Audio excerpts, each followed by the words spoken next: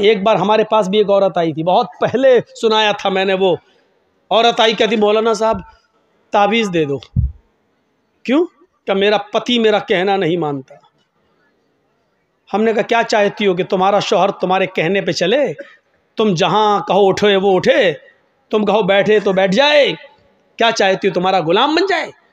तो कहा मौलाना साहब आपने तो मेरे दिल की बात ही छीन ली। देखिए औरतों की प्लानिंग। हमने कहा अच्छा ठीक है, चलो तुम्हारा शौहर ऐसा हो जाएगा, तुम क्या चाहती हो? क्या यही चाहती हो? हमने कहा नाम बताओ तुम्हारा। कैसा मौलवी है? हमने क्यों, क्या हुआ? नाम लूंगी अपने शौहर का। क्यों? अरे नाम लेने से तो तलाक हो जाएगी। हमारे बड़े बड़े मौलाना कहते हैं कि पत्नी को पति का नाम नहीं लेना चाहिए। हमने कहा अच्छा, और हमें उसके मुंह से नाम निकलवाना था। तो मैंने कहा कि अच्छा ऐसी बात है। हमने कहा जब तक तुम नाम नहीं बताओगी तो तुम्हारा पति तुम्हारा गुलाम कैसे बनेगा? ताबीज़ में नाम लिखा जाएगा, तभी तो तुम्हारा पति तुम्हारा गुलाम बनेगा। कहते अच्छा ये बात है कि हाँ। बुलाती है अपनी छोटी सी बच्ची को, वहाँ लला ललो बोलते हैं बरेली में। लड़के को लला, लड़की को ललो। ललो इधर आ। हाँ क्या तेरे पापा का क्या नाम है? बच्ची कहती है रहमतुल्लाह। मेरे पापा का नाम रहमतुल्लाह। हमने कहा रहमतुल्लाह? हाँ हाँ हाँ हाँ। हमने कहा ये तो रहमतुल्लाह बता रही है कि हाँ यही नाम है। हमने कहा क्या नाम है? कहा यही जो बताया बच्ची ने। फिर भी नहीं बोल रही, वो भी बड़ी ढीठ है। तो हमने कहा क्या नाम है? ये बच्ची सही से नहीं बोल रही कि वही बोल रही है। सही है क्या? क्या है बच्ची? रहमतुल्लाह। हमने कहा रहमतुल्लाह कि हाँ हाँ जो आप बोल रहे हैं वही है। तो हमने कहा ये नाम तो तुम्हें लेना पड़ता है। कि कभी नहीं लेती हूँ। हमने कहा तो इसका मतलब तुम नमाज नहीं पढ़ती हो? कहना नहीं, नमाज 5 टाइम की पढ़ती हूँ। हमने कहा नमाज पढ़ती हूँ उसमें तो नाम आता है? कहा नहीं आता है। हमने कहा नमाज पढ़ती हूँ तो सलाम नहीं फेरती हो? क्या फेरती हूँ? हमने कहा उसमें तो आता है अस्सलामु अलैकुम बरहमतुल्लाह। रहमतुल्लाह आता है कि नहीं आता है? तो कहती है जब वो नाम आता तो नहीं लेती हूँ। तो हमने कहा फिर क्या कहती हो? तो कहती जब वो नाम आता तो मैं कह देती हूँ अस्सलामु अलैकुम ललो के अब्बा। मैं नाम नहीं लेती हूँ।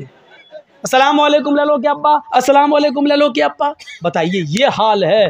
अल्लाह की कसम उस औरत ने ये जुमले कहे हैं, मुझसे कहे कि मैं नाम नहीं लेती हूँ। हमारे मौलवियों ने कहा कि नाम लेंगे तो तलाक हो जाएगी। बताइए लोगों ने ये बता रखा है, जबकि बीवी अपने पति का, बीवी अपने शौहर का नाम ले तो ये सुन्नत है, ये सुन्नत है। देखिए अल्लाह के नबी अपनी बीवी आयशा से कहते हैं आयशा जब तुम नाराज होती हो तो मैं समझ जाता हूं कि तुम मुझसे नाराज हो, और जब तुम मुझसे खुश होती हो तो मैं समझ जाता हूं कि तुम मुझसे खुश हो। हज़रत आयशा ने कहा अल्लाह के नबी कैसे? मैं तो कभी जाहिर नहीं होने देती हूँ अपनी नाराज़गी, फिर आप कैसे समझ जाते हैं? मैं नाराज़ भी होती हूँ तो हम जाहिर नहीं होने देते कि मैं नाराज़ हूँ, फिर आप कैसे समझ जाते हैं? फरमाया आयशा शौहर हूँ तुम्हारा, चेहरा पढ़ता हूँ, जानता हूँ तुम्हें। का नहीं, बताइए आप मेरी नाराजगी का पता कैसे लगाते हो? फरमाया आयशा जब तुम मुझसे नाराज होती हो तो कहती हो किसी बात पर इब्राहिम के रब की कसम। क्या कहती हो? नहीं नहीं, इब्राहिम के रब की कसम मैंने ऐसा नहीं किया, इब्राहिम के रब की कसम मैंने खाना खा लिया, इब्राहिम के रब की कसम। जब तुम मुझसे नाराज होती हो तो कहती हो इब्राहिम के रब की कसम, और जब तुम मुझसे खुश होती हो तो कहती हो मोहम्मद के रब की कसम। मोहम्मद के रब की कसम मैंने खाना खा लिया, आप दिखाइए। अल्लाह के नबी मोहम्मद आपके रब की कसम, मोहम्मद के रब की कसम। आयशा जब तुम मेरा नाम लेती हो तो मैं समझ जाता हूं कि तुम मुझसे खुश हो। आयशा की उम्र कितनी है? 9 साल। और अल्लाह के नबी की उम्र कितनी है? 54, 54 साल। लेकिन मियाँ और बीवी के दरमियान इतनी लंबी उम्र का फासला होने के बावजूद आयशा क्या कह रही हैं? मोहम्मद के रब की कसम। और अल्लाह के नबी क्या कह रहे हैं? नाम लो। क्या कह रहे हैं? नाम नहीं लेना चाहिए। हैं मैं पति हूँ। क्या कह रहे हैं? जब तुम मुझसे खुश होती हो तो मैं समझ जाता हूँ कि खुश हो, क्योंकि तुम कहती हो मोहम्मद के रब की कसम। यानी बीवी जब अपने पति का नाम ले तो ये मोहब्बत की अलामत है, मोहब्बत की अलामत है। मैं तो कहता हूँ कि नाम लेना चाहिए, हर औरत को नाम लेना चाहिए। कुछ जाहिल औरतें क्या कहती हैं? बच्चे का नाम है फरीद तो अपने पति को बुलाएंगी, आदमी का नाम है सलीम तो ये सलीम नहीं, ए फरीद के पापा सुनो। और जब तक फरीद नहीं था तब तक क्या कहती थी? शादी तो तेरी सलीम से हुई है ना, फरीद तो 1 साल के बाद आया है ना। 1 साल तक वो क्या था? ए जी, ओ जी, बस कहां तुमने अपने आप को बना लिया। ए जी सुनो, अजी सुनो। और जब बच्चा पैदा हो गया, ए फरीद के पापा, ए नसीम के पापा। ये अजीब सिस्टम है, नाम लो डंके की चोट पर। तो मेरे भाइयों, हजरत फातिमा ने भी क्या कहा था, आए अली, जब मेरा इंतकाल हो जाए तो मुझे रात की तारीकी में इशा के बाद मुझे कब्रिस्तान ले जाना दफनाने के लिए, दिन के उजाले में नहीं। फातिमा ने नाम लिया, अली जब मेरा इंतकाल हो जाए तो दिन के उजाले में मुझे दफन मत करना, कब्रिस्तान मुझे इशा के बाद ले जाना। फरमाया, फातिमा ऐसा क्यों कह रही हो? अगर तुम्हारा इंतकाल फजर के बाद हो जाए तो क्या मैं इशा के बाद ले जाऊं? तुम्हारे नबी ने, तुम्हारे अब्बू ने तो कहा मैयत को जल्दी कब्रिस्तान ले जाओ। कहा सब कुछ ठीक है, लेकिन मुझे रात में कब्र में ले जाना, रात में दफनाना। कहा क्यों? कहा अली, मैं नहीं चाहती हूं कि मेरे मुर्दा जिस्म पर पड़े हुए कफन पर भी किसी गैर मर्द की नजर पड़े। मेरे मुर्दा जिस्म पर पड़े हुए कफन पर भी किसी गैर मर्द की नजर पड़े। ये था पर्दा। शरीयत शरीयत है, न तेरी बीवी का कानून चलेगा, न तेरे बाप का कानून चलेगा। यहां कानून चलेगा तो फातिमा के बाप का कानून चलेगा। अगर मुसलमान हो तो फातिमा के बाप के कानून को मानो, अपनी बीवी के बाप का और अपनी बीवी का कानून नहीं। शरीयत शरीयत है, किसी के बाप की जागीर नहीं है। मुझे जो कहना था कह दिया। जिसको बुरा लगता रहे। अगर बुरा लगता है तुम्हें तो अल्लाह की कसम में कामयाब हो गया। अगर मेरी बात तुम्हें चुभी है तो अल्लाह की कसम में अपने जलसे में कामयाब हो गया। और अगर मेरी बात का बुरा नहीं लगा तो हमें सोचना पड़ेगा कि हमारा जलसा कामयाब हुआ है या नहीं हुआ है। क्योंकि जब बुरा ही नहीं लग रहा है तो इसका मतलब यह है कि आप वही करोगे जो करते आ रहे हो। और जब वही करना है जो करते आ रहे हो तो फिर ये जलसा बेकार है, आपका यहाँ बैठना बेकार है। रात के 1 बजे, 1:30 बजे, 2 बजे तक यहाँ बैठकर अपनी आंखें फोड़ना बेकार है, क्योंकि आपको कोई सवाब नहीं मिलेगा। मेरे प्यारे साथियों, दीन सुनने आए हो ना, कुरान हदीस सुनने आए हो। इस कुरान और हदीस की एक बात यह भी है, और गिरह बांधो, इन्ना अज़ाबन यौमल क़यामती, इन्ना अशद्द अज़ाबन यौमल क़यामती अल मुसव्विरून। ये याद करिए। और जितने लोगों के मोबाइल मौलाना जर्जीज की तरफ लगे हुए हैं सुने, इन्ना अशद्दन्नासि अज़ाबन यौमल क़यामति अल मुसव्विरून। क़यामत के दिन सबसे सख्त अज़ाब, सबसे खतरनाक अज़ाब उस आदमी को दिया जाएगा जो दुनिया में तस्वीरें खींचता होगा, जो दुनिया में सेल्फियां लेता होगा, जो दुनिया में एक अपने मोबाइल से, अपने मोबाइल के कैमरों से किसी मौलवी की तस्वीर लेता होगा या किसी की भी फोटो खींचता होगा। इन्ना अशद्दन्नासि अज़ाबन, मैं हदीस पढ़ रहा हूँ, मुस्लिम शरीफ की हदीस पढ़ रहा हूँ। क़यामत के दिन सबसे ज़्यादा सख्त, मामूली अजाब नहीं, हल्का अजाब नहीं, इन्ना अशद्दन्नासि अज़ाबन, अजाब के एतबार से सबसे ज्यादा सख्त अजाब उसको दिया जाएगा। अल मुसव्विरून, जो दुनिया में तस्वीरें खींचता होगा, तस्वीरें बनाता होगा। खींचो, आओ। मैंने किसी को इजाजत नहीं दी, और इसके बावजूद भी अगर कोई मेरी तस्वीर को खींचकर अपने साथ अगर लेता है तो वो सुन ले और समझ ले। और इस जलसे, इस हदीस को सुनाने के बाद भी अगर कोई लेगा तो वो याद रखे कि उसने न कुरान को अहमियत दी है, न मोहम्मदुर रसूलुल्लाह को अहमियत दी है। उसमें और वसीम रिजवी में कोई फर्क नहीं। वो भी नबी को नहीं मानता, तुम भी नबी की हदीस को नहीं मान रहे हो, कोई फर्क नहीं है। अब लीजिए जलसा खत्म करने के बाद मेरी सेल्फी, देखें कितने लोग लेते हैं। मैंने कह दिया कि उसमें और वसीम रिजवी में कोई फ़र्क नहीं। अब जो मोहम्मद का शेदाई होगा वो मेरा फ़ोटो नहीं लेगा, जो वसीम रिजवी का भाई होगा वो फिर भी खींचेगा। अब देखता हूँ कि कौन मोहम्मद का शेदाई है और कौन वसीम रिजवी का भाई है। अब देखना है मुझे। खींचो फ़ोटो। नहीं मिसाल देना चाहता था लेकिन आज दी हमने। आए हो जलसा सुनने, मजाक बना के रख दिया है दीन के जलसों को, मजाक बना के रख दिया है। परचूनी की दुकान, किराना मर्चेंट की दुकान समझ लिया। जो समझ में आया वो अमल करेंगे, जो नहीं समझ में आया छोड़ देंगे। ये तुम्हारे बाप की जागीर चल रही है। इस्लाम के जो हमें पसंद है वो अमल करेंगे, जो पसंद नहीं आया वो छोड़ देंगे। नहीं चलेगा। शरीयत तो मोहम्मदुर रसूलुल्लाह की नापसंद को भी नापसंद नहीं मान रही है। याद है अल्लाह के रसूल का मामूल था, असर की नमाज पढ़ के आप अपनी सारी बीवियों के घर जाते थे, थोड़ी थोड़ी देर के लिए आपकी जितनी बीवियां मौजूद थी उनके घर जाते थे, और हज़रत ज़ैनब के घर थोड़ा ज़्यादा बैठ जाते थे। क्यों? कि किसी जगह कुछ मिलता नहीं था। और ज़ैनब क्या करती थी, जो आपकी बीवी थी ज़ैनब बिन्त जहश, वो क्या करती थी, उनके पास शहद था, तो शहद का शरबत बनाकर अल्लाह के नबी को पिलाती थी, तो भूखे रहते थे। जिसकी कई बीवियां हों तो बीवियों में तो आपस में टसन रहती ही है। अच्छा, उनके यहाँ ज़्यादा क्यों बैठ जाते हैं, हमें इतना टाइम क्यों नहीं देते हैं? तो सारी बीवियों ने सलाह कर ली। क्या सलाह की? कि अल्लाह के रसूल जिसके पास भी जाएंगे, ज़ैनब के घर से निकल के जिसके भी पास जाएंगे, सारी बीवियां नबी की ये एक ही बात बोलेंगे कि आपके मुंह से तो मगाफिर की एक पौधा होता है, मगाफिर एक जड़ी बूटी होती है, उसकी बदबू आ रही है आपके मुंह से। तो अब अल्लाह के नबी ज़ैनब के घर से निकले, दूसरी बीवी के यहाँ गए, उन्होंने कहा अल्लाह के नबी आपके मुंह से तो बदबू आ रही है, हैं? बदबू कहाँ से आएगी? फिर आप दूसरी बीवी के पास गए, उन्होंने भी कहा बदबू आ रही है। जब सारी बीवियाँ एक ही बात कहेंगी तो दिमाग तो कबूल कर ही लेगा ना कि इसका सभी एक ही बात कह रही हैं, तो इसका मतलब बदबू। और नबी अकरम को बदबू से सख्त नफरत थी। खुशबू भी आप इतनी लगाते थे कि पसीना भी टपकता था तो खुशबूदार बन जाता था। जिस नबी की हालत ये हो, वो बदबू को कैसे पसंद करे? तो कहा क्या खा के आए आप ज़ैनब के घर से? कहा शहद का शरबत पी के आया हूँ, इसीलिए बदबू आ रही। तो अल्लाह के नबी ने कह दिया आज के बाद शहद को मैं हाथ नहीं लगाऊंगा, शहद मुझ पर हराम, नहीं पीऊँगा आज के बाद, नहीं खाऊँगा। तो शहद को अल्लाह ने हलाल किया और नबी ने क्या कह दिया, आज के बाद मैं शहद को हाथ नहीं लगाऊंगा।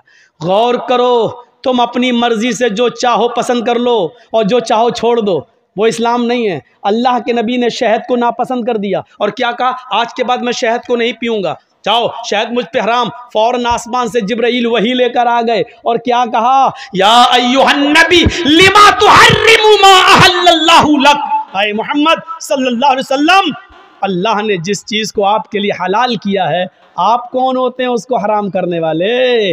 लिमा तुहर्रिमु मा अहल्लल्लाहु लक, आपने उस चीज़ को अपने ऊपर हराम क्यों किया है जिसको अल्लाह ने हलाल किया? इस कुरान की आयत से आपको पता चल रहा है क्या मतलब हुआ? इसका मतलब ये हुआ कि अल्लाह की तरफ से अगर कोई चीज़ हलाल है तो उसको हराम करने का इख्तियार और हराम करने का पावर मोहम्मदुर रसूलुल्लाह को भी हासिल नहीं है। तो फिर हमें और आपको ये कैसे हासिल हो जाएगा कि हमें जो पसंद हो वो अमल कर लें और जो चीज़ हमें पसंद नहीं है उस पर हम अमल ना करें? जो चीज़ मेरी मर्जी के मुताबिक हो उसको हम मान लें और जो चीज़ मेरी मर्जी के मुताबिक ना हो उसको हम छोड़ दें। ये कैसे हो सकता है जब नबी अपनी मर्जी के खिलाफ शहद को हराम नहीं कर सकते अपने ऊपर? जब नबी को ये पावर हासिल नहीं है तो तुम्हें ये पावर और हमें ये पावर किसने दे दिया है?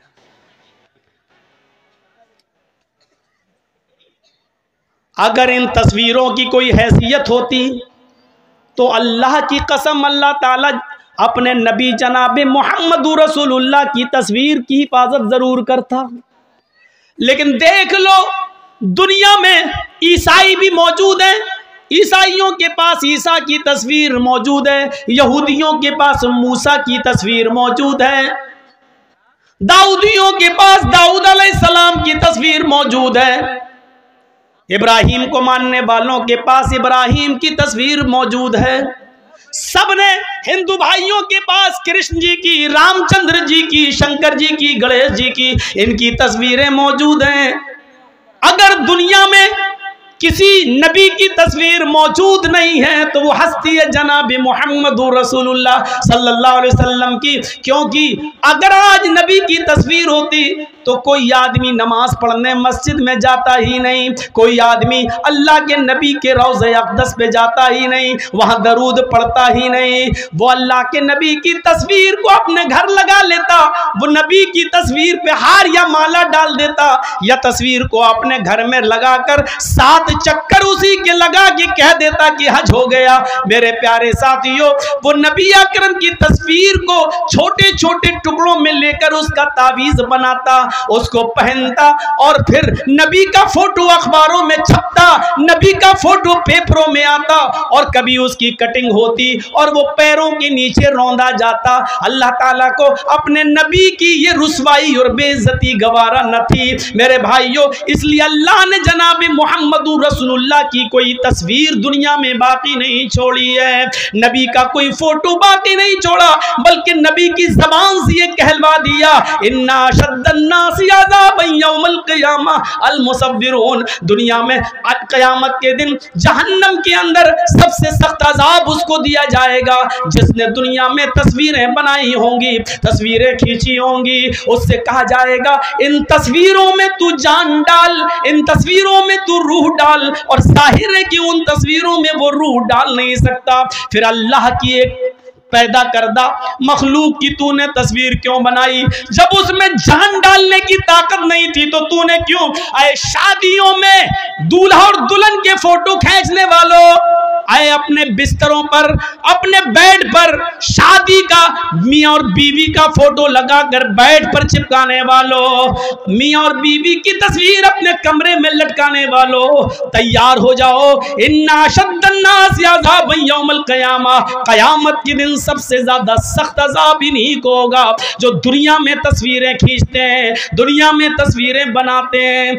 और सबसे ज्यादा सख्त अज़ाब उकिलतु बिसलयूता बिजहन्नम यौमइज़िल्लहा, क़यामत के दिन जहन्नम खींच कर लाई जाएगी। जहन्नम के अंदर 70,000 लगामें पड़ी होंगी और जहन्नम को खींच कर लाया जाएगा। जब जहन्नम को खींच कर लाया जाएगा, जहन्नम चीख रही होगी। और सुनो, हाँ सुनो, कुरान सुनने के लिए बुलाया, हदीस सुनने के लिए जर्जीस को दावत दी, तो सुनो, हाँ सुनो, जहन्नम जब खींच कर लाई जाएगी, अल्लाह कहेगा अरे जहन्नम क्या चाहती है? जहन्नम चीखेगी और कहेगी उकिलतु बिसलास, आय अल्लाह मेरे अंदर 3 किस्म के लोगों को पहले डाल, 3 गुनाहगारों को मेरे अंदर पहले डाल। अल्लाह कहेगा अरे जहन्नम बता तेरे अंदर 3 कौन से गुनाहगारों को डालो? सबसे पहले वो नाम लेगी, आय अल्लाह उकूकुल वालिदैन, माँ बाप के सताने वालों को, माँ बाप को रुलाने वालों को जहन्नम में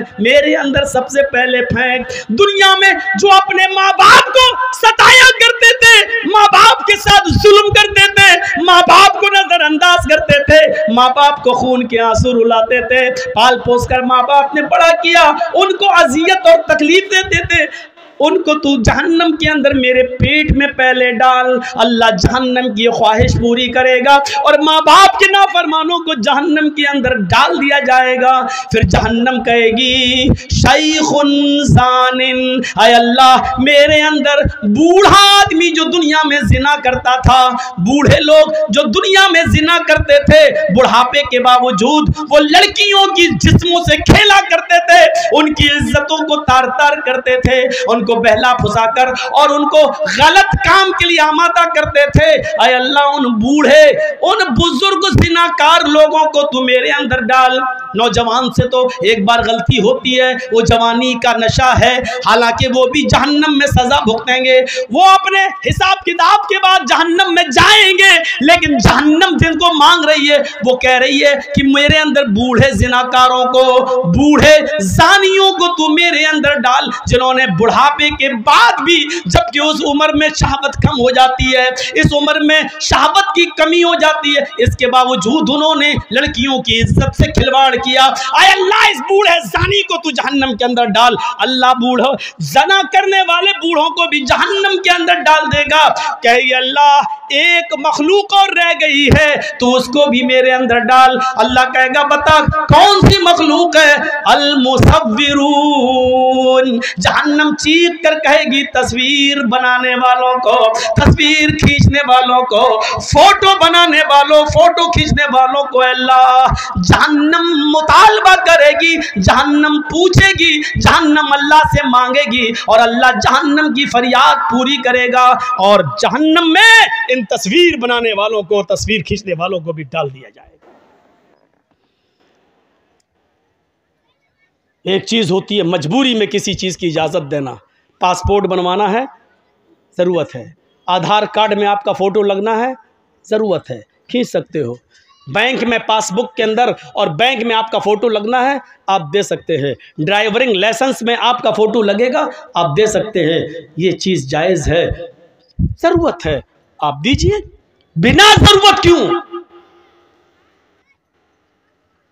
एक आदमी वीडियो में किसी की तकरीर रिकॉर्ड करता है, लेकिन अपने पास रखने के लिए तो गलत है, लेकिन उसको आम करता है और जाहिर करता है और दूसरी जगह पहुंचाता है, तो एक ज़रूरत है, क्योंकि ये तकरीर आज ज़िक्रा में हो रही है, तो जाहिर है कि इसको यूपी और बिहार और उड़ीसा वाले नहीं सुन पा रहे हैं। अब वो चाहता है कि ये तकरीर जो ज़िक्रा में हुई पूरा हिंदुस्तान सुने, पूरी दुनिया सुने, और उसको नश्र करके दूसरी जगह पहुंचा रहा है। तो ऐसी जगह पर उसकी वीडियो बनाकर तकरीर की गर्ज से डाला जा सकता है।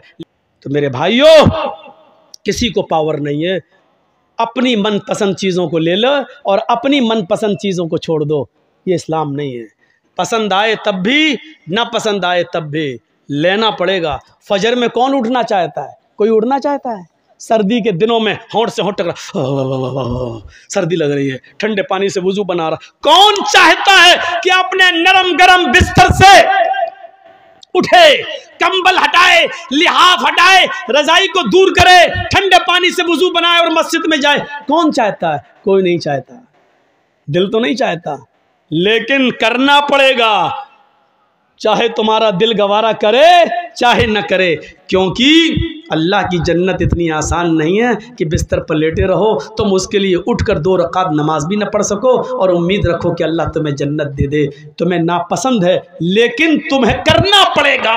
इसलिए करना पड़ेगा क्योंकि ये अल्लाह का हुक्म है, यही इस्लाम है, और इस्लाम तुम्हारी मर्जी पर, हमारी मर्जी पर नहीं चलता। इस्लाम चलता है तो अल्लाह और उसके रसूल की मर्जी पर, अल्लाह और उसके रसूल की नाफिज करदा शरीयत के मुताबिक चलता है। सहाबा ने कुर्बानियाँ क्यों दी हैं, अपनी जानें क्यों दी हैं, इसको सोचिए। हमें भी वो कुर्बानियाँ देने की ज़रूरत है। कौन आदमी ऐसा है जो ये चाहता कि अपनी जान दे? लेकिन सहाबा, अल्लाह के रसूल मुझे इस जंग में ले चलिए, मैं चाहता हूं कि शहीद हो जाऊं, मैं चाहता हूं कि जंग लड़ूं, या तो काफिरों को मारूं या शहीद कर दिया जाऊं। अल्लाह के नबी उनको कबूल कर रहे हैं, ले रहे हैं, और वो जा रहे हैं और लड़ रहे हैं और शहीद हो रहे हैं। क्यों? क्योंकि अल्लाह के नबी ने फरमाया, शहीद जब कत्ल किया जाता है, उसके खून का पहला कतरा जब ज़मीन पर गिरता है तो अल्लाह उसके सारे गुनाह को माफ़ कर देता है। शहीद क़यामत के दिन जब अपनी कब्र से उठेगा तो उन्हीं कपड़ों में उठेगा जिन कपड़ों में वो शहीद हुआ है, और उसी जगह से उसका खून बह रहा होगा, टपक रहा होगा, जिस जगह खंजर, जिस जगह तलवार या जिस जगह गोली लगी है। इस हाल में उठेगा कि उसके जिस्म से खून गिर रहा होगा। अल्लाह ताला उसके जिस्म से गिरते हुए खून को देखकर कहेगा, फरिश्तों, इस बंदे का क्या हिसाब लूं, इससे क्या पूछताछ करूं? ये तो मेरे लिए अपनी पूरी जमीन और जायदाद और जान सब कुछ देकर चला आया, इससे क्या मैं पूछूं? इसने तो सब कुछ मेरी राह में कुर्बान कर दिया था, इसने तो अपनी जान तक मेरी राह में दे दी थी। जाओ, मैंने इसको बख्श दिया, इसको जन्नत के अंदर दाखिल कर दो, इसको जन्नत के अंदर ले जाओ। फरिश्ते उसको जन्नत में ले जा रहे होंगे।